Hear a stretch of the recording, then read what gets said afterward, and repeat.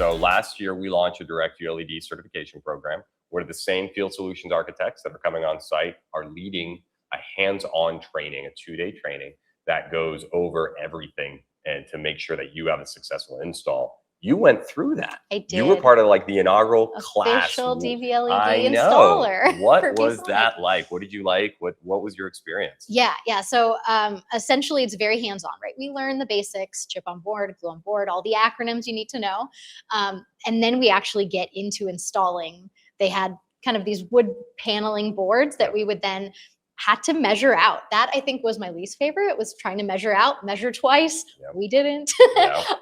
So you learn really quickly. We put on the bar and then we installed the cabinets together. So you mentioned they're vertical. So I loved that part, being able to put them together. It was like Legos, right? And it's wild how easy for me. I'm not handy at all. I couldn't do anything in my own home, but now I can. Every time I go somewhere, I'm like, I can install that. Yeah. So yeah, it was like Legos. It was really fun. And then at the end, there was a test quiz-ish that we worked on together. And I thought it was really cool. I felt really confident in it. So I highly recommend it if anyone wants to be an installer.